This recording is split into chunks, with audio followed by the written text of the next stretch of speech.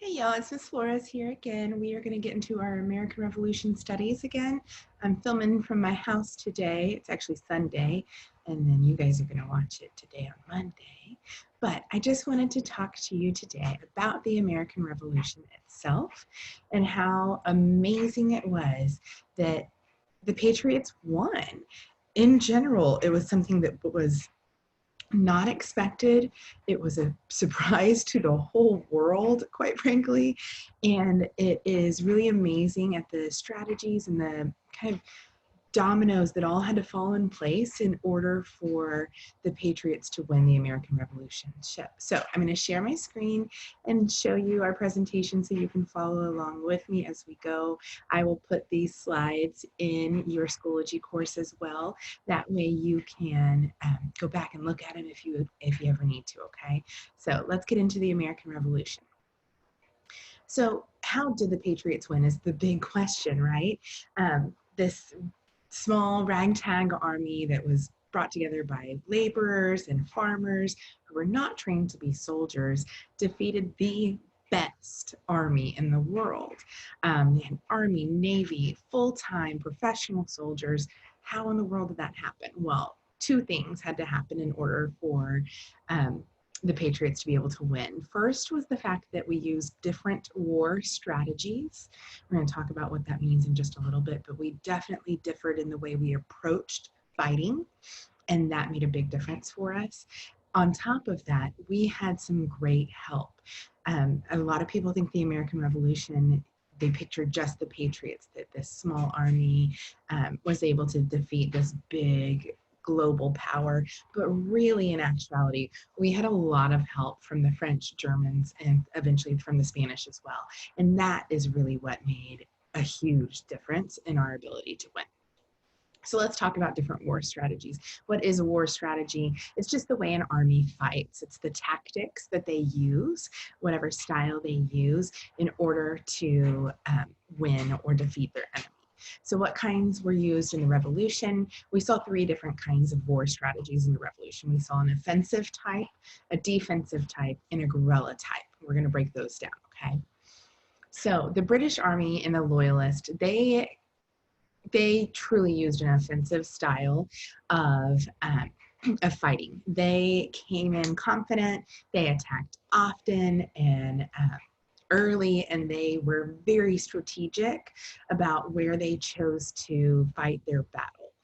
They aimed to do damage. They came in ready to just lay waste. Their goal was to hold the key cities, the big cities, port cities, to stop supplies coming in. But because of this old style of war, where they were hoping to fight open battles on like planned battles, where you're like, they send letters and like, we'll show up here on this day, and that's the style they were used to. That's the style they were trained as professional soldiers to fight. They were used to standing in certain lines and and marching in a certain way.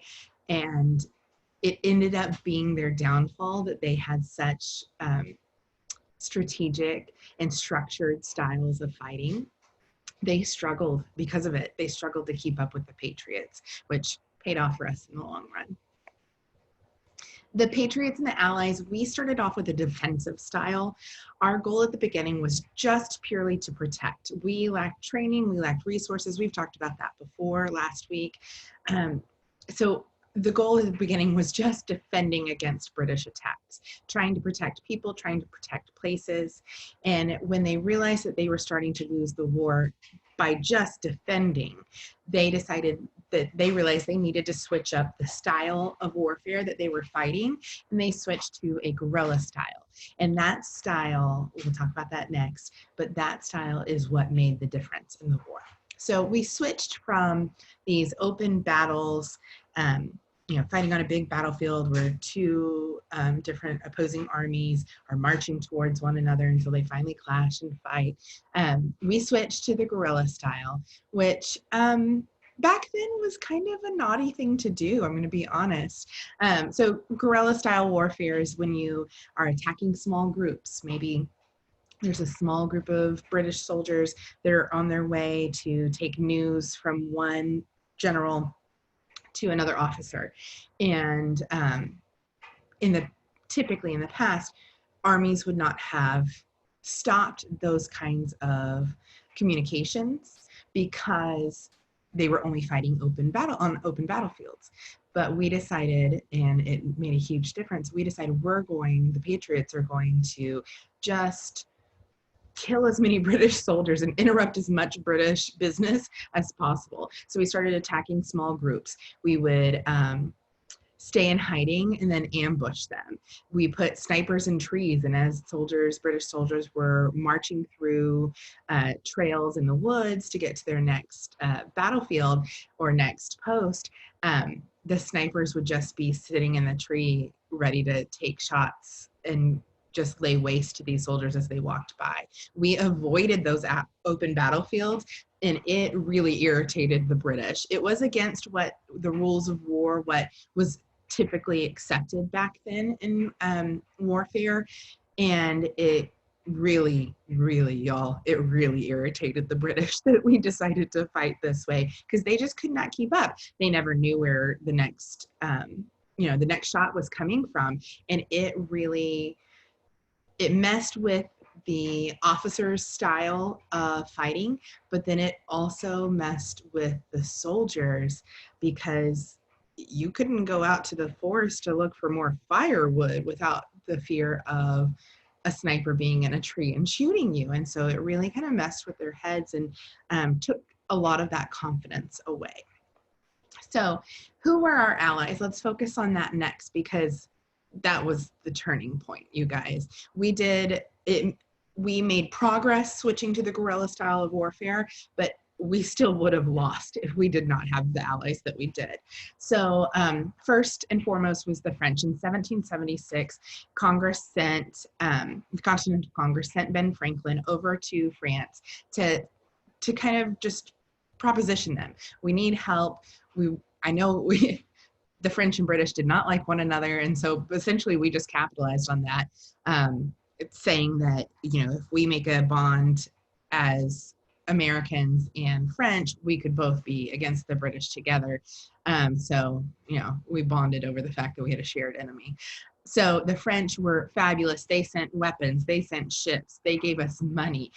We had French soldiers that volunteered. Lafayette probably is the most famous of the French soldiers, who was 19 when he traveled all the way to America and started was an officer in the Continental Army and was helping to train our soldiers.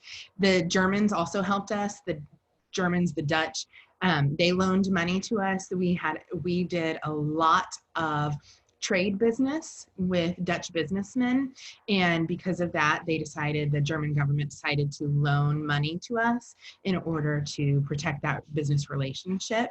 They also sent troops to help train the Patriots, and that made a big difference as well. The Spanish I added as our allies. They were our allies, and in the end, they definitely fought some battles for us and with us, but they kind of joined us by default.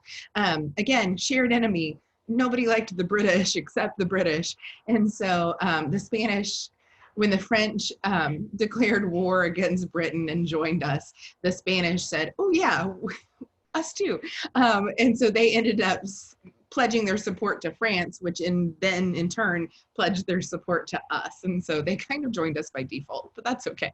We'll take the help. So when did the Allies join? So we've been fighting this amazing guerrilla style warfare, just knocking out British soldiers left and right, and really messing with their heads. And finally, we get to the Battle of Saratoga. The Battle of Saratoga is a tipping point in the American Revolution. It's the first time that we see just a huge British defeat.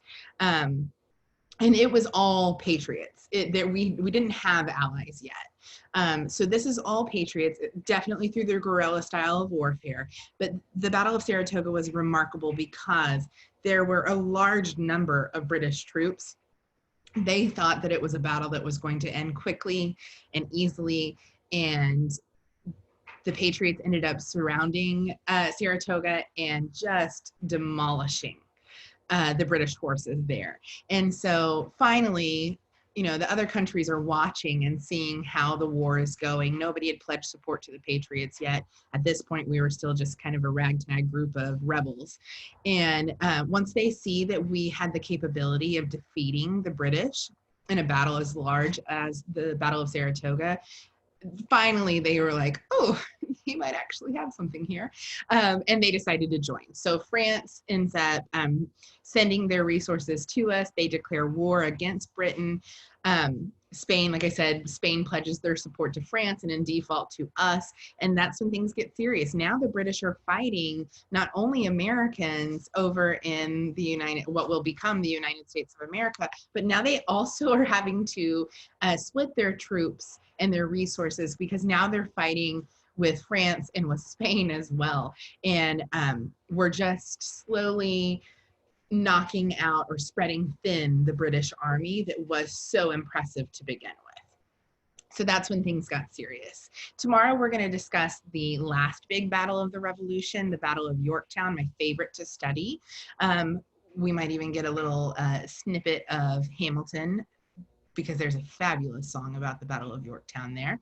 But we're going to discuss that last big battle, because that was the Battle of Saratoga was huge because it brought allies to us. The Battle of Yorktown is even bigger because it is essentially where we defeated the British Army. So we're going to talk about that tomorrow. Now, I want to tell you about your task for today, because I'm pretty excited to see your results. So today's task is to make a meme. I've been showing you a couple of American Revolution memes in my different lessons, and I just love me a good old meme, okay? So I am, in your assignment in Schoology, I have included a PDF that is just a list of different blank memes. It's the templates. And so I'm providing you the pictures for your memes, and you're going to provide the words for it, okay? So it must be about the American Revolution. You're not just making random memes about anything you want to, okay? But I want you to get creative, try to make them funny, and you are so welcome to make more than one, but just one is required, okay? I love you guys. I hope you enjoyed learning a little bit more about the American Revolution. And tomorrow we will hear all about the Battle of Yorktown, our final large battle of the Revolution, so that we can finally win our independence. See you tomorrow, guys. Bye.